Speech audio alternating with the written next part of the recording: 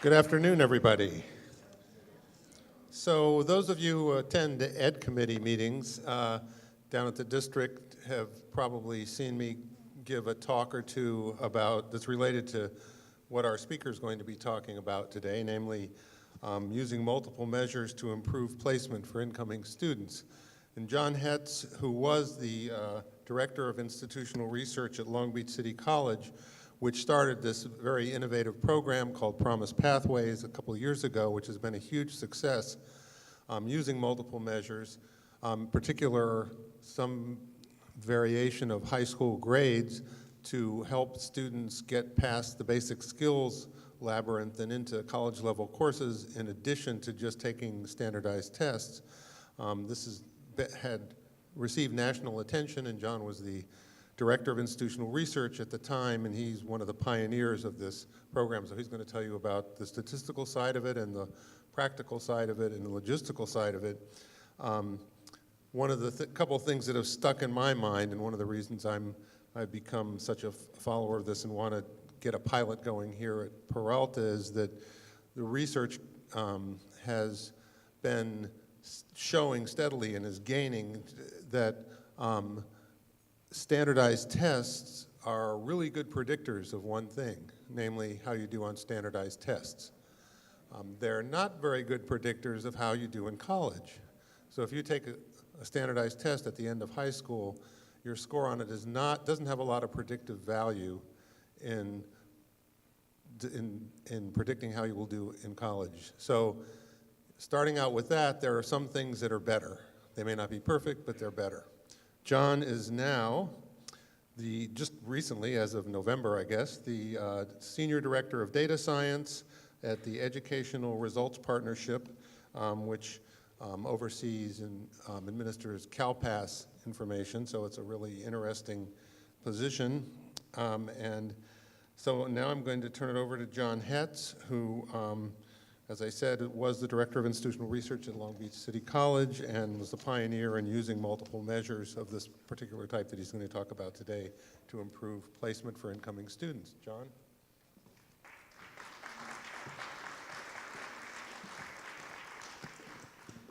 Thank you. It's humbling to be back, to be invited back. That's always a good thing, right? You give a talk and you're invited back to give more information. So I'm excited to be here. I love talking about this. Just kind of word of warning, I'm going to really struggle with this situation right here. So just be patient with me because I tend to be very mobile when I talk. I get very excited about this. So I hope I can get a little bit of understanding on that. Okay. So what I want to talk about today is the potential for the use of multiple measures in assessment to really dramatically change outcomes for all students everywhere, and particularly for you, the students in the Peralta Community College District. It is virtually unparalleled in the capacity that it has to change things with very little effort and very little money. And we don't have very many of those things in education that you can do without having to dramatically change everything. So just in case some of you have to leave, I want to make sure that you go away with the overview. So unfortunately, Vice Chancellor Orkin has stolen about a dozen of my slides already, so you're going to hear some of this again.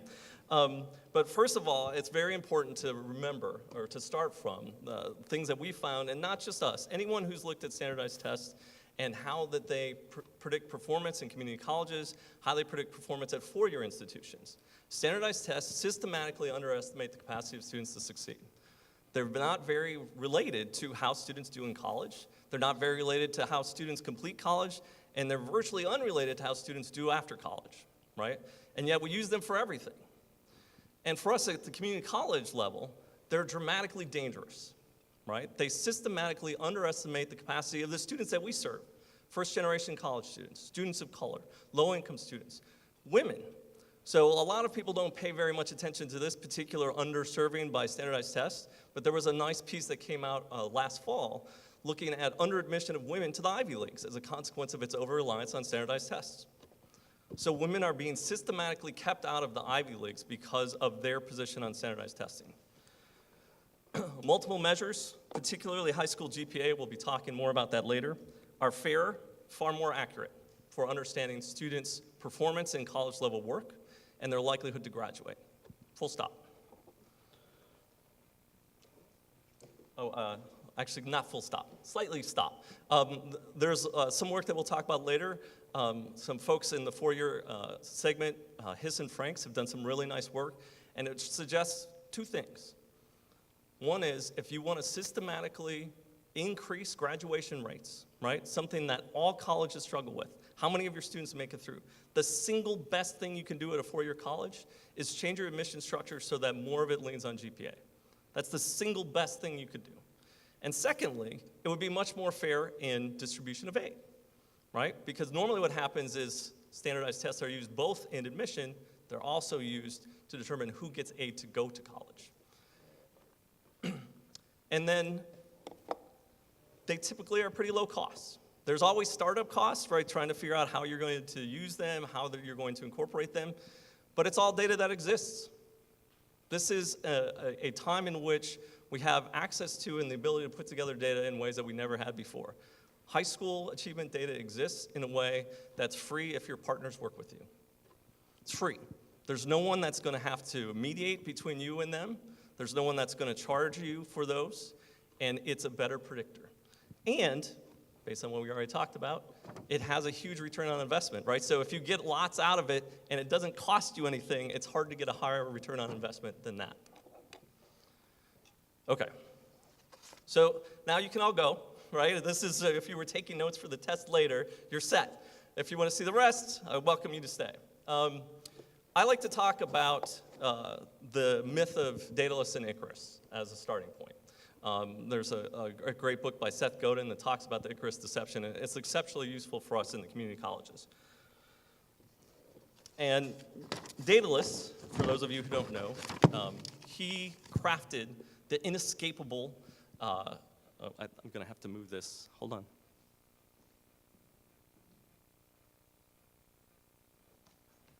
Otherwise, I will fumble that the whole time. He crafted the inescapable labyrinth for King Minos, right? And one of the things that happened was someone escaped, right? That's a problem when you craft an inescapable labyrinth. If someone gets out, not good. So he and his son were imprisoned by the king, who was quite angry that Theseus had gotten out. And so Daedalus is this incredible inventor and invents an escape for his son and himself. He builds these wings out of feathers and wax that they can tie to themselves and escape from the tower. And before they do, he gives his son a warning. It's very important that you do not fly too high, right? If you fly too high, the heat from the sun will melt the wax and the feathers will fall away and you will crash to your doom. And so this myth then is often used as a way to talk about the dangers of innovation or going beyond yourself or of hubris, because that's exactly what his son does. That's what Icarus does, right? He flies too, he's like, this is awesome, I'm amazing, and he flies too close to the sun, and his wings, or the wax on his wings melt, and he plummets to his doom. And so sometimes this is often layered in with stories about you should listen to your elders, you should pay attention to the advice that you're given, right? There's a lot that gets tied into this particular myth when people tell it. But one of the things that happens is people forget that there's more to that story. And for those of you who've seen this talk already, shh, okay, no spoilers. There's a second part to the instructions that Daedalus gives that virtually everyone forgets. So I want you guys to think about that, and we'll come back to that at the end. And probably like last time, I'll need someone to remind me. Okay, so let's talk about us, the transition to college. That's why we're here today, to talk about what that's like. The California community colleges are open enrollment, right? We'll take virtually anyone who comes through our doors and do our best to serve them and help them achieve their educational goals. This is challenging, right? We have students that are coming with a whole variety of needs in a whole variety of dimensions. And that requires us to understand where they are when they arrive so that we can serve them in the best possible way and help them move to educational outcomes that are important to them. And so we have this key goal for this transition period of trying to figure out how to effectively place students. How do we put them in a place where they're most likely to succeed? And there's a long history of work in this area that dates back to people like Vygotsky, where what we're trying to do is to place students in a particular spot, the zone of proximal development. So this will be challenging for me because I'm going to try and turn and talk and point. So one of the things we're trying to do is understand the level of challenge, the difficulty of the task that we're asking students to do, right? We have all kinds of different places that we could put them in, some of them relatively easy, some of them much more challenging. And then we're trying to match that to the degree of competence, the skills that they're bringing when they come to us. And ideally, we want those things to be matched. Right? We want to find a way to put them where the challenge that they face in the classroom matches the skills that they bring. Because there are dangers on either side of this triangle. So if you're placed in a course that's too challenging for your skill level, that you can't stretch to, it's really anxiety producing, right? That's Mr. Worry, that was my guy in high school. There was a whole set of them. I don't know, if you're old like me, you might remember there are all these different characters. There's Mr. Happy and Mr. Worry. Mr. Worry was mine. It's very difficult when you're in a course that's too challenging for you, right? That requires skills that you don't have. It's anxiety producing, it's dramatically difficult emotionally, and it tends to be highly associated with failure. But there's a danger on the other side of the triangle too. Apathy, you can't read that, but that says, well, it doesn't matter, I'm not going to bother putting a picture in here. Or boredom, disengagement, right? If you're in a course that you already know how to do the material in, there's nothing less boring than that. And so the likelihood that you stay on track and do all the things that you're supposed to do to track all the things that you have to track for success in a course goes down. You're often turned off to the educational process, right? This is what they think of me. They think I belong in this course. That's a real problem. So what we're trying to do, right, is avoid the areas where the learner can achieve that without any help. They've already got that locked in. We don't want to put students in courses there. And we don't want to put students in courses where they can't do it, right? We're trying to put them in these courses where, with instructional support from us, they can succeed, right? What we're trying to do over time is find students who are down here and move them up, move them to more difficult courses, to challenge them, get them excited, to push them so they achieve more. And for students who might be up here, we want to make sure to bring them back a little bit so that they're in a course that matches what they're capable of doing. And that's what we want to do over time. We want to get students in these courses, teach them, and then elevate the challenge. Teach them, elevate the challenge. Teach them, elevate the challenge. That's what education is, right? That's how we've structured education from pre-K all the way through graduate school. And that's where magic happens, right? You guys know what that's like. When you're in a course and you're pushing a student and they're doing things that they've never done before, it's amazing, right? It's incredible. I'm tingly just remembering some of my students, right? It's this moment where you see growth. Students are engaged, they're challenged, they're succeeding. And there's lots of work coming out of positive psychology now that suggests that this is where optimal performance happens. This is where real things happen that people care about, that they remember. And so people like me, I'm not going to be able to pronounce his name, it's crazy consonants. It's Mahaya Csikszentmihalyi. This is where flow happens, where you're so engaged in the work, it stops being work. It starts being this remarkable experience in which you're just in that moment of transformation. That's what we want, right? That's what assessment and placement is supposed to be. We're supposed to be putting kids in this zone. But we're faced with this key tension that we have, right? We have thousands of students, tens of thousands of students, and we have to figure out how to put all of these students in the zone to the best of our ability. And so we have this tension between assessing students effectively, accurately, and doing it efficiently. There's a great paper by Shanna Smith-Jaggers and some of her colleagues at the CHCRC that talk about this tension, amongst others, where you could do this comprehensive, holistic, individual, talking to the students, assessing all of their needs. But then, on the other hand, we have tens of thousands of students that we need to provide that to, so we have to find ways to do that more efficiently. And so we also have things like standardized assessment. And so that tension is one that in the community colleges throughout the United States has been resolved in one particular way. Hamid, our outreach specialist that will help link you with, if you could, I'm not waving at you, Hamid, I want you to raise your hand and wave. He's one of the people that work for Educational Results Partnership that makes sure that all of your K-12 districts participate in the California Partnership for Achieving Student Success. He has all of these slides, so all of the references and things will be available to you afterwards. Just come up and we will provide them to you.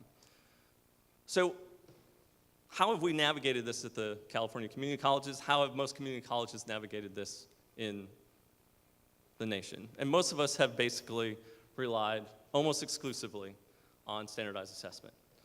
It has lots of benefits. It's easy to administer. It tends to be very transparent. There's no question about whether or not people's biases are coming into play. It tends to have impartiality embedded in it, and it tends to be relatively inexpensive. And so for most of us, that tends to be the assessment of choice. Oh, and in the California community colleges, it has another huge benefit, which is it's pre-approved. So you don't have to go through a whole variety of other procedures to get it passed. And the consequences of that are the vast majority of our students are placed in developmental education, right? Figures vary depending by school, depending by region. At Long Beach City College, 95% of our students were placed into at least one remedial class across our 3 remedial disciplines. 1 out of 20 didn't have to take a remedial course when they came to us. Hopefully, that's not the case for you, but that's the case at many colleges in the state of California. There are lots of consequences of this. There's one of which that I find particularly painful. And so I want you to go back for a minute and remember when you were a senior in high school and you were going to finally have this moment where you go out into the world to be you, right? To take the step to do stuff that you wanted to do, to take the courses that you were interested in, not the courses that everyone was making you take, right? So now imagine yourself in that moment. That's where our students are when they come to us. This is like, all right, this is my chance. I get to be, I get to think, I get to chase stuff that interests me. And our first interaction with them doesn't support that, right? Our first interaction with them is, wait. Are you sure? Are you sure this college thing is for you? We need to check first, right?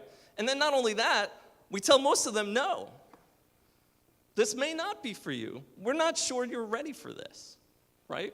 One of the things that was always a shock to me is we'd have students who'd completed multiple AP courses, including getting a 3 or a 4 or a 5 in AP English, and we would place them 3 levels below in English in a heartbeat because they didn't do well in our standardized assessment. Now, they would frequently get clawed back through all the various challenge processes, but that was our response. Well, you didn't test well on this. You may have thought you were a college student, but you may not be. And there's a lot that's packed into this, but I think one of the dangers of this is we've convinced everyone that this is true, right? So we have implied to the world that the students that go to community colleges are not college material. We've convinced everybody. We've convinced the public. We've convinced our leadership. We've convinced our representatives. We've convinced ourselves. And there's 50 years of data that suggests when teachers don't believe in the capacity of their students do much worse, right?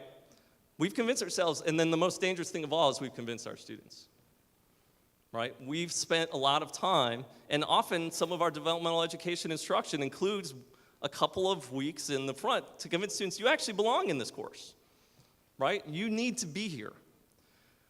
So we spend a lot of time trying to convince people that the results of these standardized assessments that say 95% or 70% or whatever it happens to be in Peralta of students don't belong in college. So most people look at this and they take one of 2 tacks when they're trying to understand these types of findings. One of them is to say, well, it's students these days, right? They're not serious. They don't study. They're unprepared. They wear their pants low. They're on their devices all the time. They're not as serious about education as we were. You guys don't remember those conversations from the other side, do you? I do. I remember when my teachers and my parents, my adults in my life, all the people that I cared about, said to me, right, you're not taking education as seriously as we did when we were a kid, right? Why aren't you working as hard? What's going on? And I would look around at what I was actually doing, and I was like, I'm working pretty hard here and doing pretty well. I don't know what you mean. I guess you guys were amazing back then, perhaps. But if you look carefully, there's lots of archival evidence that suggests this isn't a new conversation, right? They had that same one with their parents, right? There's whole musical numbers in Broadway musicals about kids these days, right? This is not a new phenomenon, right? And even the electronic device thing, our students are too involved in electronic devices. We had that conversation with books, right? When books became publicly available, students these days just aren't as serious about paying attention in classrooms and learning from experts in the field. Well, they're spending all their time reading books. This is crazy, right? So this is not a new phenomenon. So we should have at least some suspicion that this is what's going on. There's a second thing that's happened, or a second explanation that's happened since since the 1980s, since Nation at Risk. And that has been to say it's a problem with public education, right? It's that public education these days is not effectively serving our students. So it's not the kids, but it's teachers these days aren't doing their jobs, right? We should be highly suspicious of that as well. For me, I know I am because I come from a whole family of public educators who've spent their lives spending their own money doing every last thing that they could to make sure every student they had every possible opportunity to learn. So I take this one a little personally occasionally, but we should too, because when people talk about this, they're talking about us too, right? They're talking about us in the community college segment, that we're not doing our jobs. And I would argue that there's very little evidence that they're right. So what if this conventional wisdom is wrong, right? We all clearly believe this, but when you try and drill down to like people's actual beliefs about specific individuals, it starts to show what we like to call, or what people in poker like to call, a tell. So when you ask people about public education, they'll say, oh, public education has all these problems, there's all these teachers that don't do very well. And then you ask them about their kid's teacher. Oh, we love our kid's teacher. They do so much for them. They're great. Oh my God, Mrs. Wilson is amazing, or whatever your kid's teacher is, right? They're so great. It's teachers in general that are the problem, right? Or when you ask people about students that they've had or known. Oh, the students that I know are the students in my class. They're very hardworking. Some of them have some challenges for certain, but most of them are pretty good kids. They work hard, they're trying, and when we work together, we get them where they need to go. It's just students in general that are the problem, right? Which suggests that what we're talking about is not actual what students are capable of and what is happening in education, but people's beliefs about them. And so I would like to offer some counter arguments when you face those types of things. So the first one, there's something called the Flynn effect. The Flynn effect is this phenomenon that basically what happens is, for those of you who don't know, IQ tests are normed. So an average IQ for the population is 100. But what that means is that we have to check what the population's IQ is to renorm them every so often. And we've had to renorm the IQs upward every 5 to 7 years over the last 50 years. Which means that 100 IQ now is roughly the equivalent of 150 IQ around World War II. So if we took this room and we put us back in World War II, we'd be freaking geniuses, right? People would be walking like, Einstein, what are you doing with all that fancy, highfalutin knowledge? We'd be the smartest people around, right? That's how much people have changed to become smarter in the last 50 years. So this idea that students somehow have escaped this phenomenon, or at least our particular students have somehow escaped this phenomenon, seems to be at least a little bit questionable. Another really key thing that a lot of people don't know, don't even realize, people talk about the crisis in public education. Public education faces lots of crises, no question, but one of them is not getting students through public education. The number of students who have successfully completed a high school degree or equivalent is the highest level it's ever been in the United States. At any point in our history, we have more students who've gotten further in education than ever before. Do you guys know that? Is that something that seems familiar, that gets discussed a lot in the news? I don't hear that very much. That should be like, huzzah, we're doing great. But one of the things that we tend to find is that people look for reasons to doubt. And there's lots of great things that are happening, and one of them is that we are still improving. The National Assessment, I'm going to grab my notes here to make sure I say this right. The National Assessment of Educational Progress. It's the gold standard of standardized assessment to the extent that one exists in K-12 education. And the important thing that makes that different is it's not tied to accountability. That is, it's done through sampling, and the schools aren't drilling students to do well on it because it's not part of their API scores or any other accountability metrics. It's designed by people who are doing this just to understand where students are, not to try and turn a profit. And so this is widely believed to be the best measure of student capacity. And when you look at scores on the NAAP, in virtually every demographic category, in every age group, the scores are the highest they've ever been. Ever. There's a great piece on it yesterday in Vox, so I quickly tried to grab the slides here, or the graphics from it. And so this tracks just 1980 through 2010, 9-year-olds, 13-year-olds, 17-year-olds, and this is their performance on the math NAAP. In every demographic category, students are doing better than they were. They're doing better than they were 30 years ago, 20 years ago, 10 years ago. Students are getting better at math. Again, not something you hear a lot. This is the one place where you might find a little evidence of not getting better, not getting worse, but it's true that 17-year-old white students haven't improved remarkably in reading in the last decade. They seem to have peaked at about, somewhere around 1990 and stayed flat thereafter.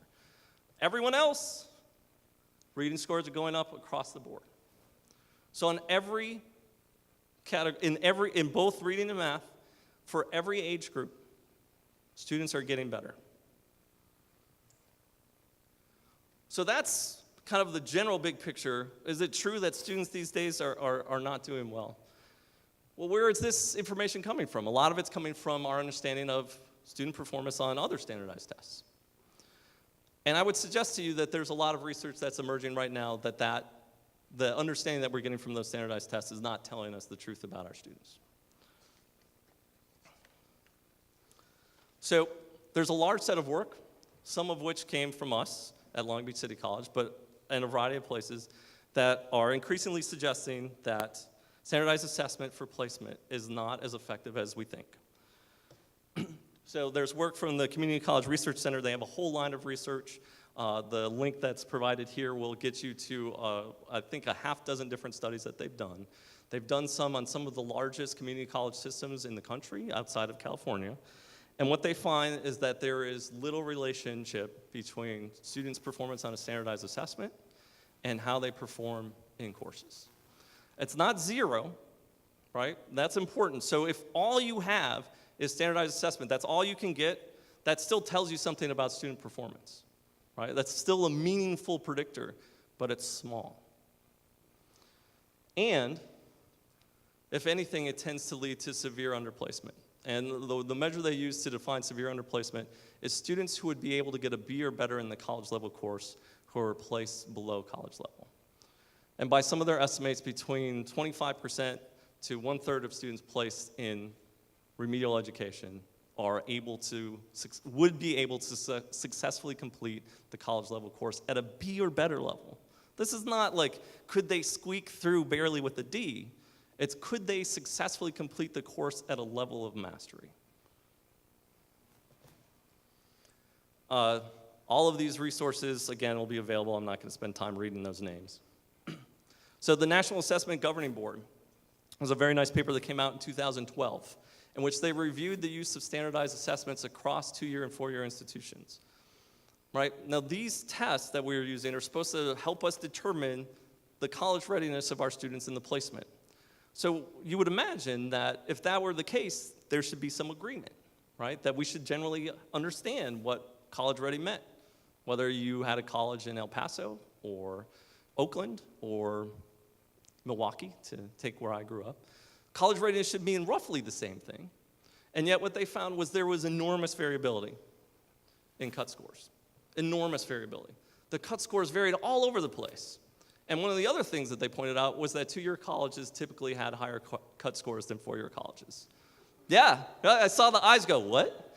Right, that's what, when I read that paper, I was like, I stopped, I set it down, I looked at it again. Yes, so our college readiness cut scores are often higher than used by our 4-year partners. That's crazy, right? Especially given that everyone believes that our students are worse. Right? In fact, our incoming students are held to a higher standard in most of our colleges. It's worth knowing that. And then I talked a little bit about this already. There's a beautiful paper by Hetts and Franks that came out in April of last year. And what they did is they put together a really remarkable data set at SAT optional institutions, 4-year institutions. For those of you who don't know, an SAT optional school is a school in which students still have to submit standardized test scores, but they are given the opportunity to say, I would like you to review my application for admission without using my standardized test. So they still have to submit, they have to submit all the same things as everyone else, but they can ask for their application to be reviewed without it. And so there are now dozens of schools, very elite liberal arts colleges, that use this type of option to give students who suspect that standardized assessments may not be telling the true story about their capacity an alternative path. But the nice thing for us is it gives us data for all kinds of students that don't normally get into liberal arts colleges because they don't test well on standardized tests. We still have their test scores, but they're actually in those colleges. And so the consequences of that is you have this enormously rich data set. And what they found, and I already kind of gave this away, so basically what they found was that students who are admitted by GPA are much more likely to be successful. It's a much better predictor of your first year GPA. It's a much better predictor of your persistence to complete your degree. And they take very strong stands on this being the single most easiest, most effective educational reform you could do in the 4-year colleges would be to transform your admissions around using GPA as a much higher weight than currently used. And that not only would that transform outcomes, but it would dramatically close equity gaps because the students that they find are most underserved by standardized assessments, in this case the SAT, tend to be the students that we really care about, the community colleges. The students who are the first person in their family to go to college. Low-income students, students of color, and again, women, right? And then they also make the point that these students are hit with that double whammy. So they're under-admitted as a consequence of these standardized assessments, and then they get less aid. Right? Low-income students get less merit aid, even if they're outstanding students, because they're less likely to do well on a standardized test. So I hope at least I've started. My goal is not to lead you necessarily to an answer, though I think I probably am trying to slightly. But I want you to ask some really critical questions. And the foremost one that I want you to ask is, what if this conventional wisdom is wrong? What if the problem is not with our students, it's not with public education, but it's with our practices. It's with how we've decided to take students in, right? What if it's with how we assess their capacity? Or to put it slightly more aggressively, what if one of the biggest barriers to our students' successful transition to and completion of college is something that we totally control, right? That we can change if we want to. So this is the part of the talk where I start to talk a little bit more about data. And I also get to do my hair club for men impersonation. So I now work for, and I probably am going to have to do the real version of that soon. I now work for Educational Results Partnership that administers CalPass for the Chancellor's Office. But this was when I was also a client of CalPass. So when I was at Long Beach City College, I worked with CalPass to design a data set for us to help us understand what actually predicted student performance in college. We were struggling with the fact that 95% of our students were being placed in remediation, and one of the things that we found that I'm sure all of you know is that students who start off in developmental education are much less likely to complete than students who start off not in developmental education. So we wanted to understand that better. So CalPAS helped us build a very large custom data set with tens of thousands of students. And with their help, we narrowed it down to a very specific question to help us focus. And so what we ended up focusing in on was 5 cohorts of students, slightly more than 7,500 students that matriculated directly. So students who graduated from high school and go directly to Long Beach City College the next, in the first fall afterwards. And the reason we did that was we wanted to take out all the other possible things that might intervene. Right? We wanted to make sure that it wasn't something else, that they hadn't gone someplace else, they hadn't gone to a 4-year and come back to us, that they hadn't gotten some pivotal work experience. We wanted to see what about high school experience predicted student performance in college. And so that's what we did. We examined the predictive utility of a wide range of high school achievement data. Basically, we used any publicly available data that exists essentially in CalPADS now. To look at what of those predicted student performance. And we ended up focusing most heavily on high school grades, right, particularly high school GPA, and their performance on the California Standards Test, the CSTs. Now, those will be going away. There will be a new test. I would be amazingly surprised if the new test performs totally differently than the old tests, right, considering that many of these tests are written by the same people with the same purposes in mind. So we'll see. So that's a legitimate question that we'll have to answer over time, but that doesn't change the overall thrust of what we're going to talk about. And what we looked at was 3 things: how students' high school performance predicted how they assess and place into our courses, especially into our developmental skill sequences. So understanding what did they do in high school that predicted how they interacted with our assessment policy, and then how students performed in those classes, right? Those are the 2 things we wanted to know about. And the third thing is we wanted to know whether or not those things were aligned, right?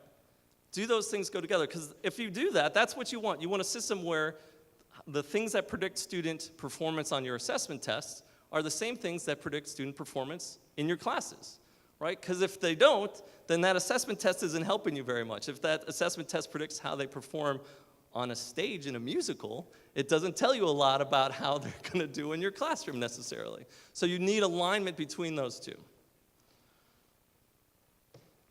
And so this is where we're going to do a little bit with logistic regression coefficients.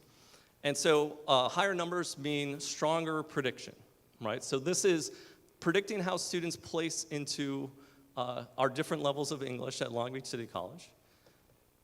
And the predictive utility of their performance on their last standardized exam in English in high school is enormous. It's virtually the same thing that you'd see with a test-retest correlation. If you gave someone an exam and then you gave them the same exam 6 weeks later, that's the level of relationship you see here. And then how did they do in their last English class? Does that predict how they place? No. 0. Uncorrelated with their placement. Their overall GPA, it is related, so students who do better overall are more likely to place higher in our system, but it's small, especially relative to their performance on a standardized test. Now that would be okay, right? So if this graph looks like this graph, we're solid, right? That means they're aligned. We're predicting, our placement system would be predicting student performance. So if this graph on the right is the same, we're golden, and we're done, actually, because I won't have anything else to talk about. But it's not the same.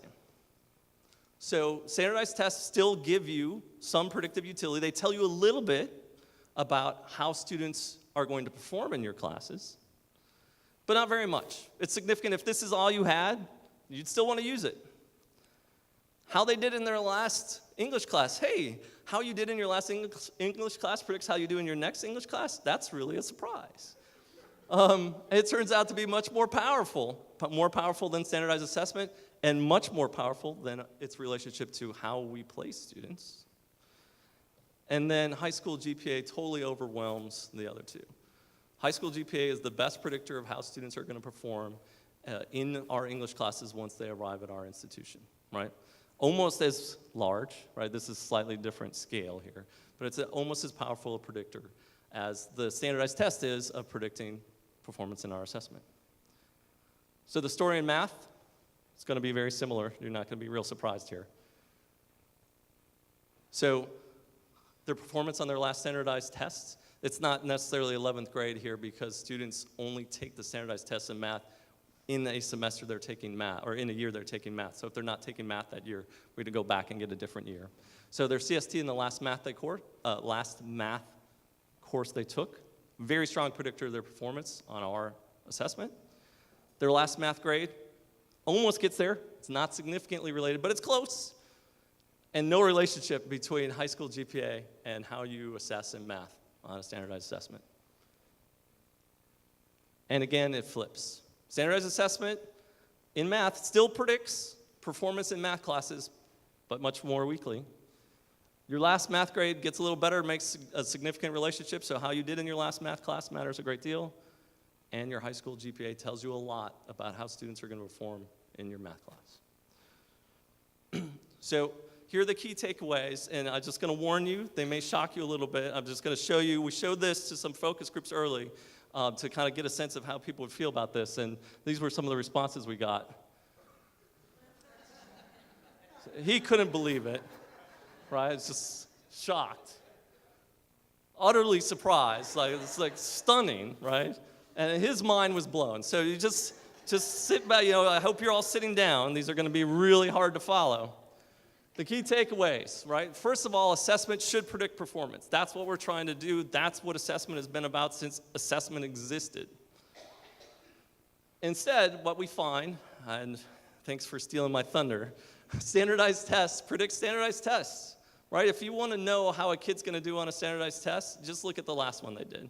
They're so strongly correlated. In fact, in some of our research, what we found is that when you're looking at how to predict standardized assessment in English, the best predictor is earlier standardized assessment in English.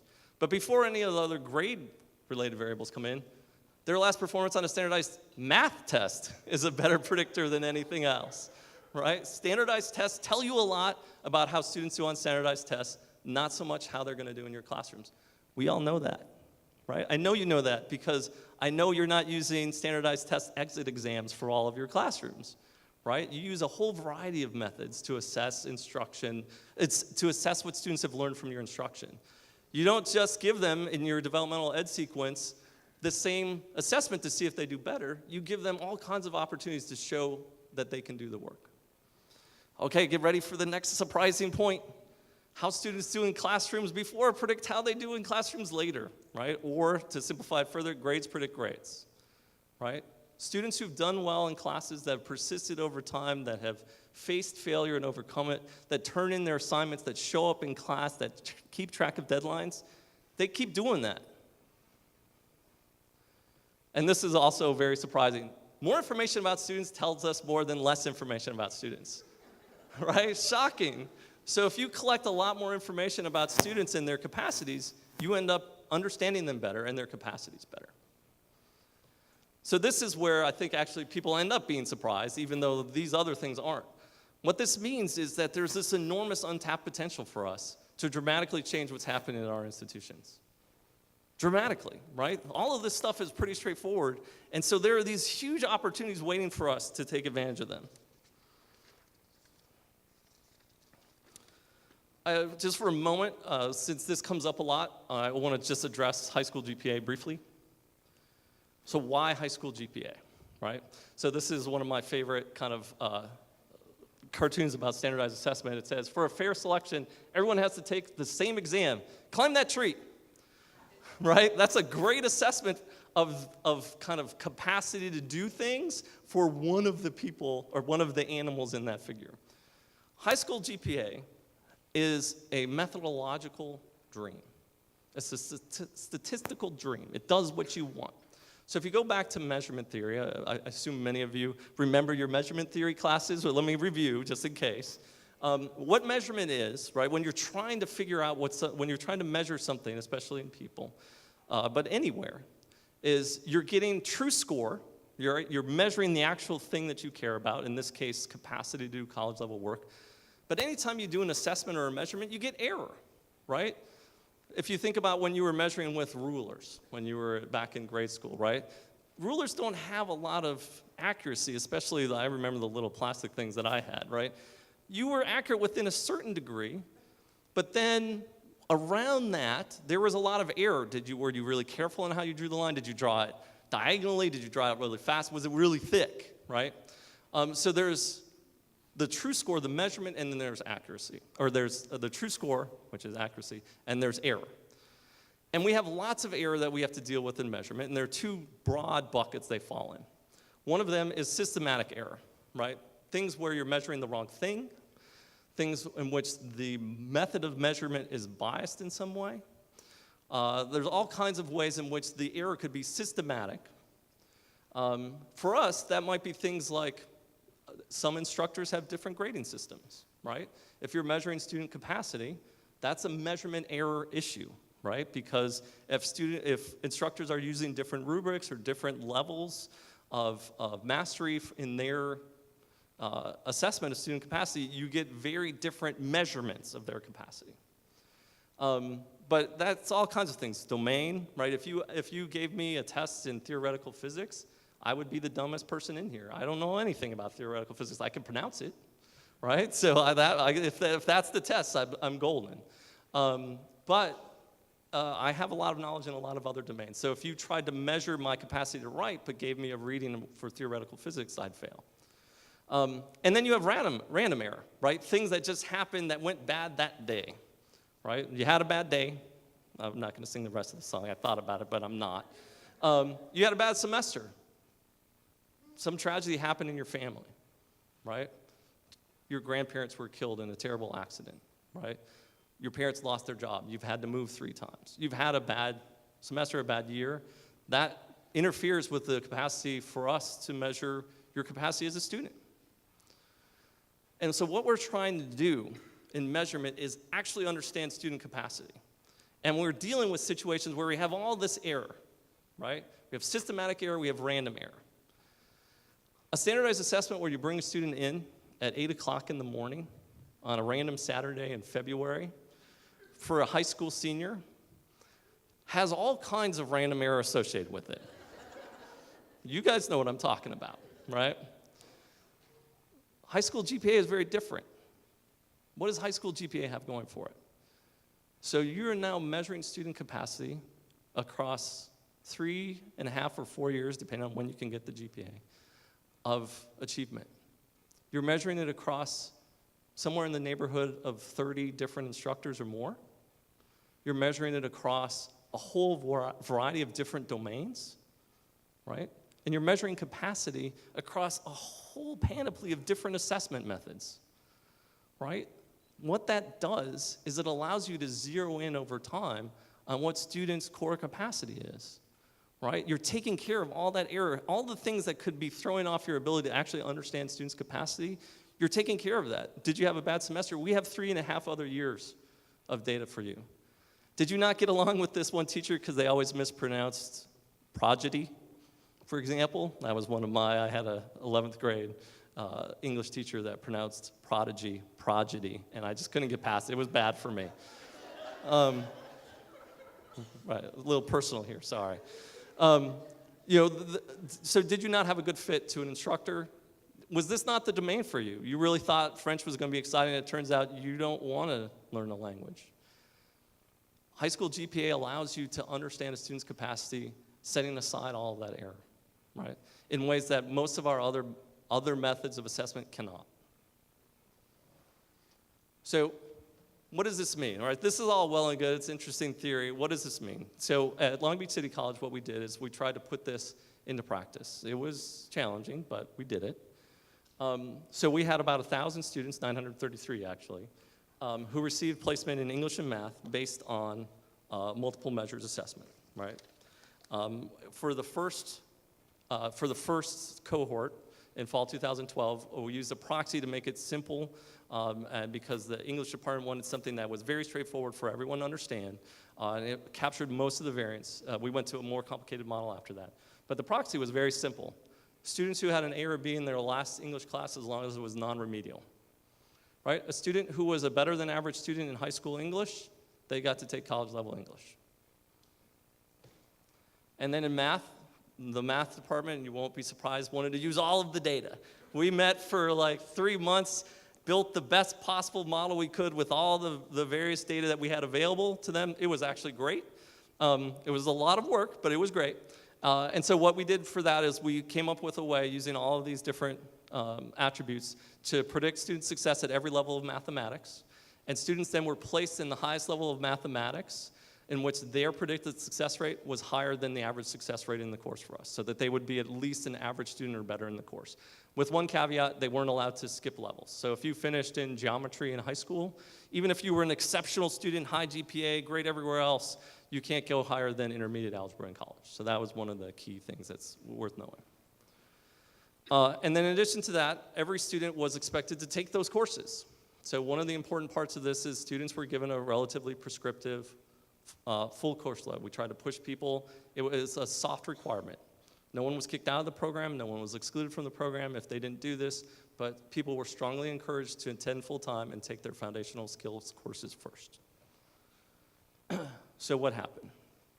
First placement.